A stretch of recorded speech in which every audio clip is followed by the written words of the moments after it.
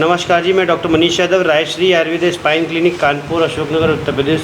आज हमारे साथ में हैं नीलम पाल जी। ये हमारे पास 5/8/2023 को आए थे और इनको लगभग 1 वर्ष से रीढ़ की हड्डी में दिक्कत थी। इसके साथ में जो है इनको थायराइड की भी समस्याएं थी, हल्का फुल्का वजन भी बढ़ रहा था, इंक्रीज़ हो रहा था।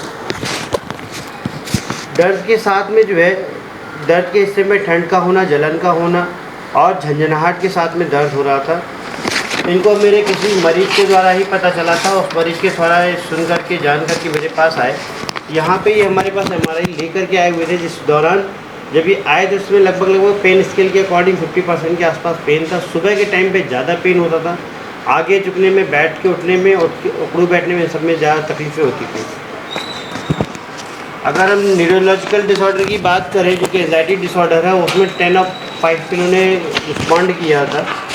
जब हमने इनकी MRI को देखा तो MRI में पाया कि जो है L4 L5 में एनुलर फिशर हो रखा था। L5 S1 में राइट पैरासेंट्रल न्यूरल फोरामिना था। राइट एग्जिटिंग नर्व रूट पर जो है कैनाल स्टेनोसिस था, जो कि माइल्ड था, और राइट एग्जिट फोरामिना में भी स्टेनोसिस हो रहा था। लेफ़्ट साइड में भी स्टेनोसिस हो रहा था। ये सभी जगहों पे माइल्ड स्टेनोसिस था, लेकिन एपी कैनाल का जो डायमीटर था वो बहुत ज़्यादा कम हो गया था। L5 S1 का जो है 6 mm, L4 L5 का 7 mm, L3 L4 का 8 mm, L2 L3 का 10 mm।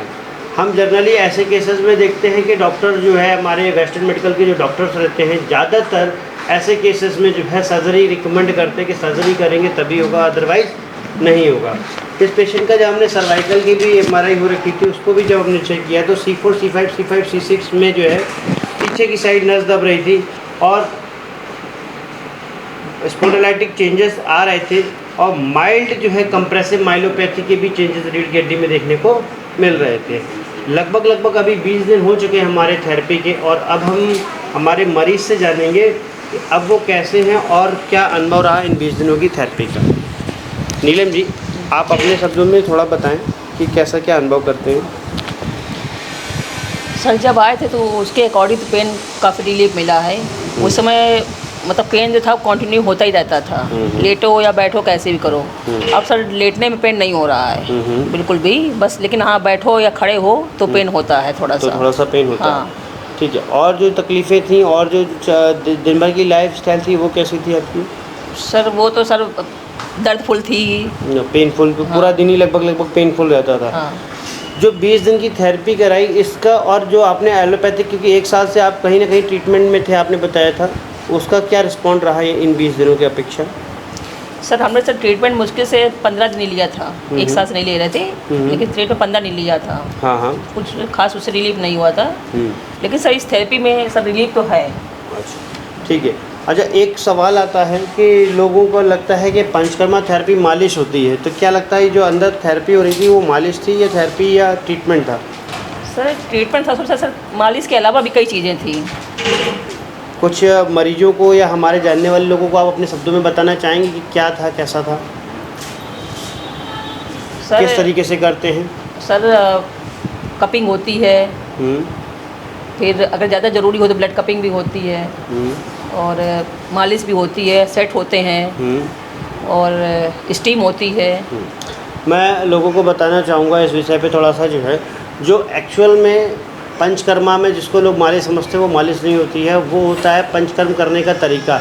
अगर किसी मसल पे हाथ को ऊपर से नीचे लेके जाना है तो किस तरीके से लेके जाया जाएगा।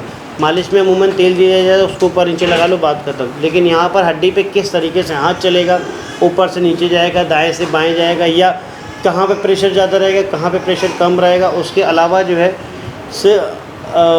पेशेंट को स्टीम देना है तो कितनी देर देना है, कम देना है या लोकल में देना है या बॉक्स में देना है, इन सब चीज़ों के हिसाब से ये पेशेंट की जो थेरेपी होती है वो एक स्पेशल ट्रीटमेंट बन जाता है।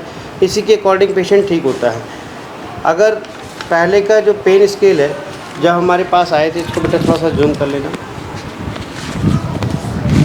जो हमारा पेन स्केल था वो 5 और 10 और 5 में स्कोर कर रहा था, और अभी जा कर के लेकिन लास्ट में अभी आज के दिन थोड़ा सा दर्द बढ़ा हुआ है। फिर वैसे देखा जाए तो कल तक तो जो है काफ़ी दर्द में ठीक था।